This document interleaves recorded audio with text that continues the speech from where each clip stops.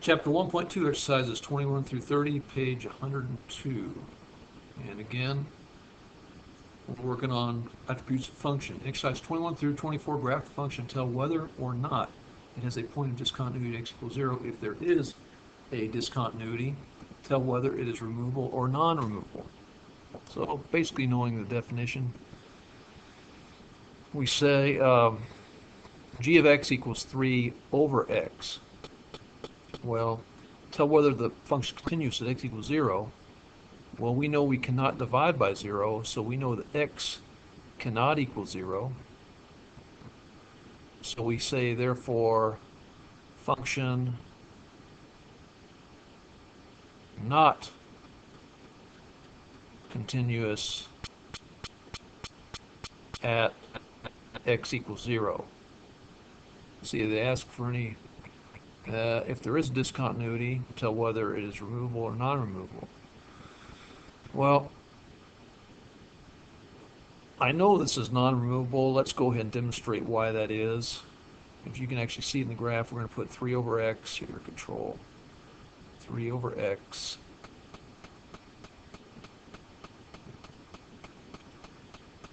And we see an infinite discontinuity, a vertical asymptote at x equals 0. And so we say that is a non-removable discontinuity.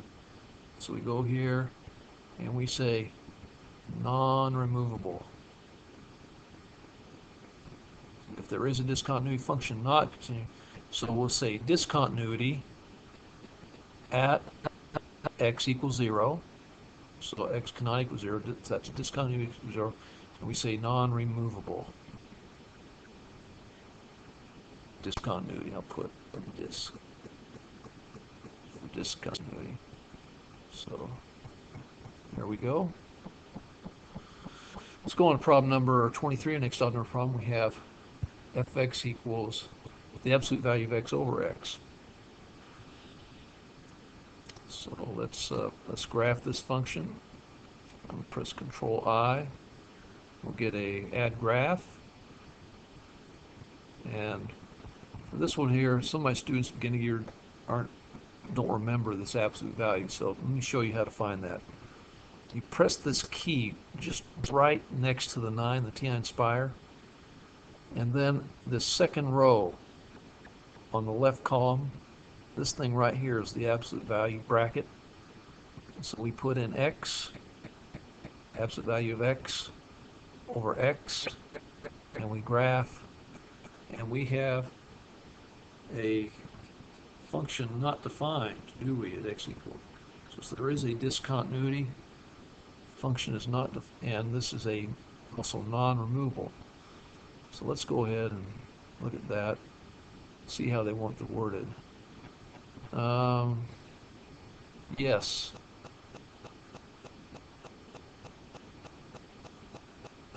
Yes. Point of discontinuity at x equals 0. And we say non-removable.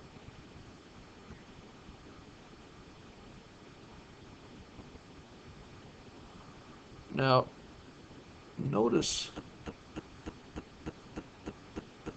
what does removable look like? Well, let me go to 21. 21 is yes, discontinuity at x equals 0. Okay.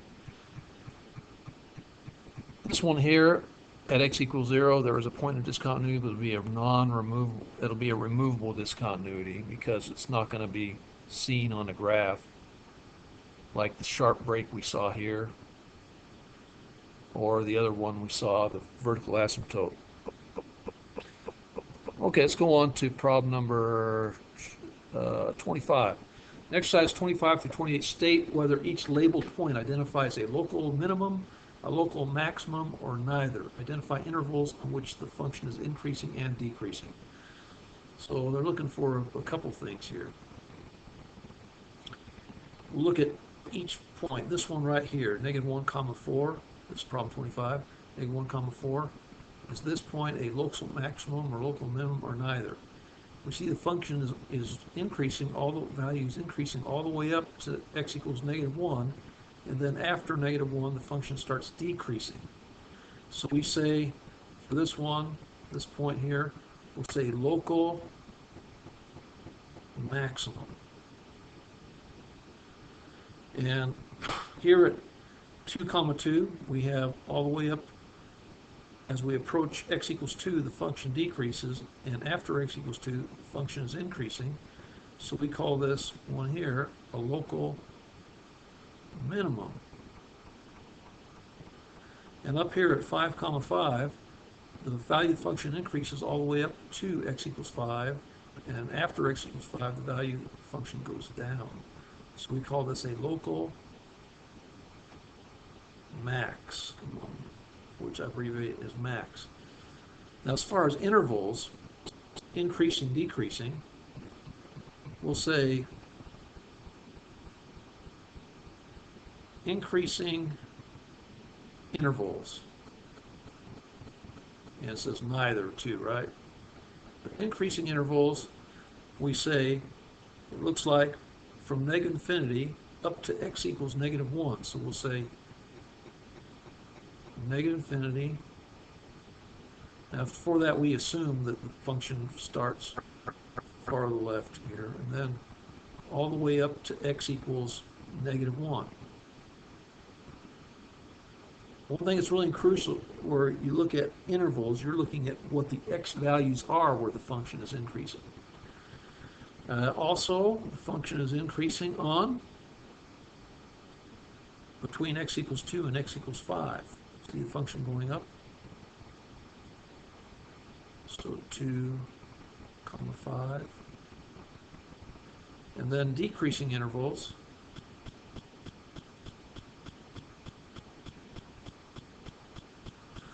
We're looking at from x equals -1 down to x equals 2. And also from x equals 5 down to x equals infinity. So 5, infinity. So those would be our increasing and decreasing intervals. There are no intervals where the function is neither increasing or decreasing. So these would be the totality of our answers to problem 25. Problem 27. This point, increasing, decreasing, local minimum, local max, or neither. Well, the function is increasing to the left of -1 and continues to increase to the right of -1. So this one here is neither local minimum or maximum. At 1, 5, 5 is a what? Local maximum. At 3, 3, we have the function to the left of x equals 3 decreasing, and to the right of x equals 3 continue to decrease. So we say 3, 3 is neither, when y equals 3 is not a minimum or a maximum. And then this one here, 5, 1, 1 is going to be a local minimum. Okay, and we say increasing intervals.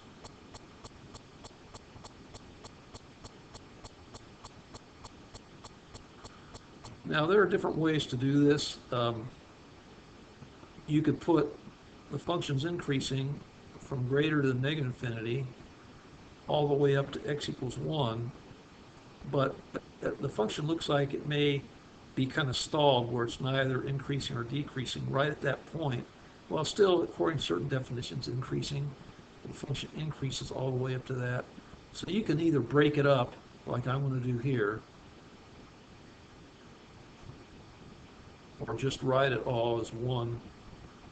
So that -1, 1. Or write it as -infinity, 1. Could write it that way. And also greater than 5. So 5 comma infinity. And then decreasing intervals.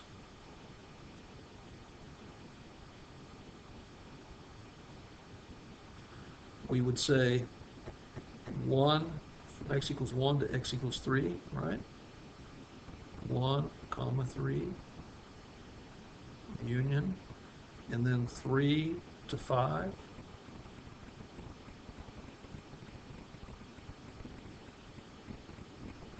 And I don't think there's anywhere else this value of the function is decreasing, except between x equals 1 and x equals 5.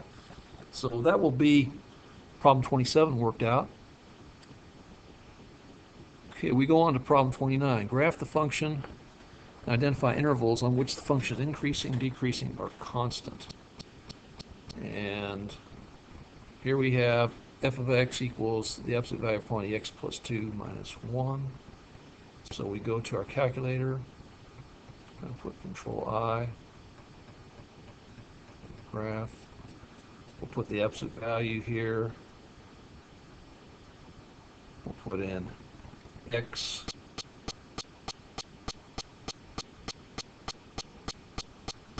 plus 2. And outside here we'll put minus 1. And the function looks like decreasing all the way to x equals negative 2 and increasing for x is greater than 2. So let's make sure we're answering the question properly as being asked. Increasing or decreasing comes.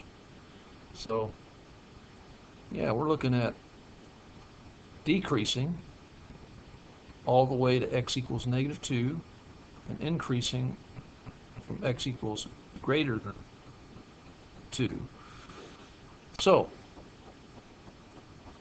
we say increasing on. You say increasing on means you're already implying the interval on.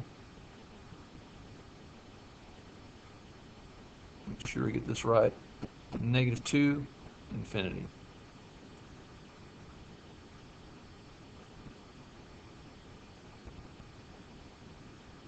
And then decreasing on the interval of negative infinity all the way to x equals negative 2. So that would be our answer. So anyway, that's the exercise set 21 through 30. I hope this has been helpful to you, and I thank you for viewing.